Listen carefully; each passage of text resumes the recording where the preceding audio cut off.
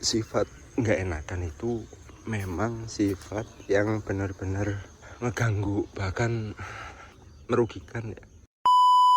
Menjual pertemanan untuk sebuah bisnis itu nggak make sense bagi saya.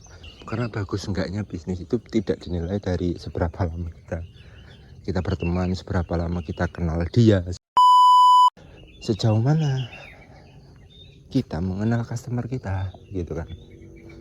Bagus enggaknya bisnis harusnya dinilai dari situ, bukan dari intinya belajar untuk berkata tidak. Itu akhirnya penting bagi saya, karena tidak semua hal kita iakan gitu.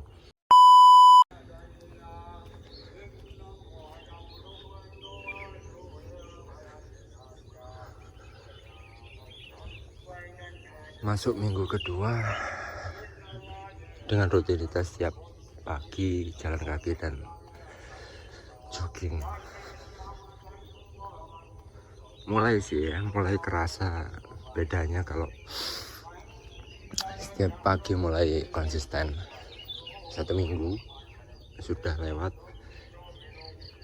ini mulai masuk minggu kedua, masih repetisinya masih sama, jalan kaki 4 repetisi 1000 meter,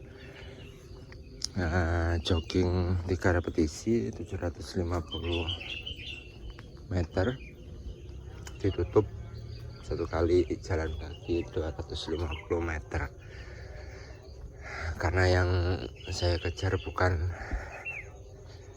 banyaknya tapi konsistennya, jadi ya biarlah. Yang minggu lalu kita jalan pagi sama lari pagi di sini masih belum panen, sekarang sudah panen. Nggak tahu nih habis ini mau ditanam apa. Harusnya kalau ngelihat curah hujannya, mereka mulai menanam sayur. Seharusnya ada 3 repetisi jalan kaki buat ngobrol, buat ya nggak tahu kita mau ngomongin apa, tapi yang jelas beberapa hari ini saya sedikit kepikiran soal sifat nggak enakan ya. Ini kebetulan kemarin ngobrol sama teman lama saya yang baru pulang. Ya dia pulang 1 tahun sekali. Kebetulan momentum Ramadan, jadi kami nyempetin ketemu ngobrol. Kami sepakat bahwa sifat nggak enakan itu memang sifat yang benar-benar ngeganggu, bahkan merugikan ya, kalau bisa saya bilang. Kayak contoh gini misalnya ya, dalam contoh kecil, saya mau lari pagi tapi di sini banyak petani gitu, misalnya lagi aktivitas gitu. Nggak enak takut ngeganggu aktivitas mereka, nggak jadilah saya lari pagi, nggak jadilah saya olahraga. Itu contoh kecilnya. Terus kemudian soal silaturahmi, mau berangkat silaturahmi, kemudian ngerasa nggak enak bahwa takut ngeganggu waktu yang dikunjungi, takut waktunya nggak pas, takut mereka punya kesibukan gitu kan. Akhirnya nggak jadi berangkat silaturahmi. Nah itu contoh-contoh kecil, tapi masalahnya itu juga berlaku di kejadian-kejadian yang fatal. Kayak contoh misalnya gini,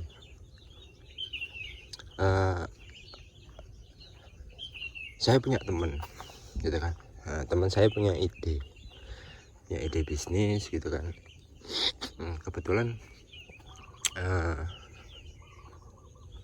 bisnisnya ini butuh modal dengan nilai yang cukup besar. Nah kemudian dia datang menyampaikan idenya dan lain sebagainya, gimana sih bisnisnya berjalan gitu kan. Terus kemudian dia menyampaikan bahwa dia butuh bantuan. Singkat cerita menawarkan lah gitu ya. Ini misal menawarkan bahwa yuk jalan bisnis, ini pasti jalan dan lain sebagainya. Udah percaya aja sama saya, kita temenan udah berapa lama. Nah ini nih yang saya nggak suka ya, menjual kata teman. Kemudian karena nggak enakan itu tadi, masuklah kita ke bisnis tersebut dengan itu tadi modal yang cukup besar.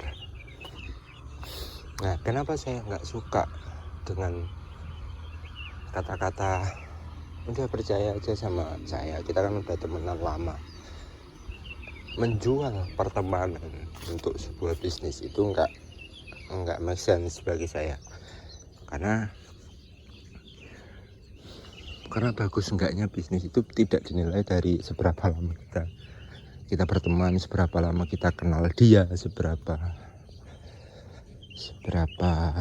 sejauh mana kita kenal dia. Tapi ya memang dari bisnis itu sendiri, dari ide bisnis itu sendiri, apakah sudah sejauh mana bisnis itu, ide bisnis itu diriset, sejauh mana customernya itu diriset.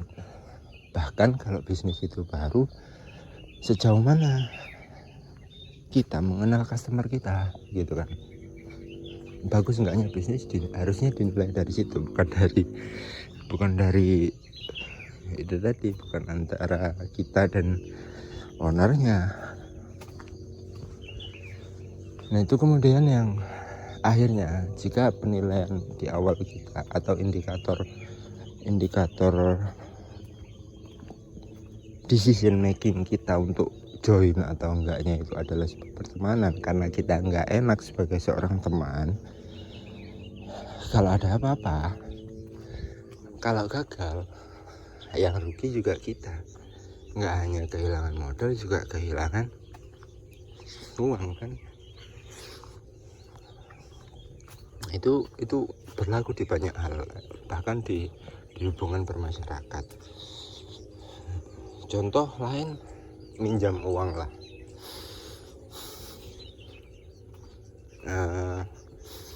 Ada seorang kawan misalnya ya, kawan lama, kawan baik, minjem uang gitu kan. Ya karena kita orangnya nggak enak kan pasti dipinjamkan. Karena ketika dia memutuskan untuk meminjam uang, dia sudah merendahkan harga dirinya di hadapan kita gitu kan. Masa iya nggak kita pinjamkan, katanya kawan baik gitu. Muncullah itu sifat nggak enakan. Akhirnya kita pinjamkan tanpa kita mengukur mampu nggak dia mengembalikan, berapa besar yang dia pinjam itu, atau sekadar perjanjian ketika ini tidak dikembalikan maka apa yang terjadi, tenggat waktu yang sama-sama disepakati itu seberapa lama gitu kan. Kita melupakan itu semua hanya karena kita nggak enak gitu. Nah itu ternyata yang memang saya resahkan ya, maksudnya bahwasanya sifat nggak enakan itu sebegitu besarnya berpengaruh dan bisa merugikan diri sendiri, bahkan menghancurkan diri sendiri gitu. Nah pada akhirnya saya belajar buat sedikit tidak peduli dengan itu. Intinya belajar untuk berkata tidak, itu akhirnya penting bagi saya, karena tidak semua hal kita iyakan gitu ya. Itu tadi sih intinya, belajar untuk berkata tidak, bahkan untuk hal-hal yang penting ya. Tidak semua hal, kecil maupun besar, kita iyakan. Kembalikan ke diri sendiri, manfaat ke diri sendiri seperti apa, sejauh mana diri sendiri bisa mengendalikan atau mengatasi situasinya. Pagi ini mendung, jadi harusnya sudah mulai muncul matahari. Tapi kalau kelihatan mendung benar-benar berkumpul di situ.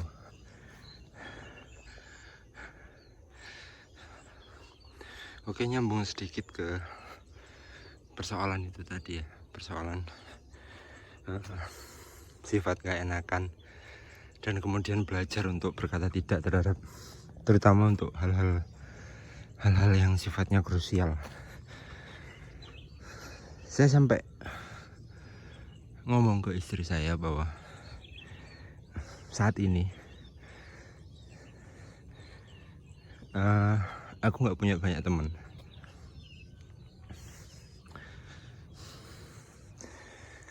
Jadi tolong, kalau aku benar-benar butuh teman buat ngobrol, butuh teman buat cerita, tolong bersedia. Karena memang untuk sementara aku mutusin untuk nggak punya banyak teman dulu lah. Karena jujur aja ya, saya itu tipikal orang yang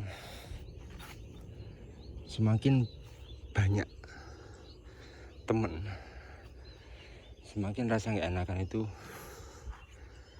tidak terkendali. Dan khawatirnya itu juga melemahkan saya dalam berkata tidak.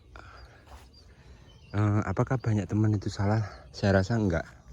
Justru baik ya, terutama relasi bisnis itu sangat-sangat harus. Tapi buat saya pribadi, saya ngukur kemampuan saya ngukur kelemahan diri saya, bahwasanya ada hal yang harus saya benahi dulu.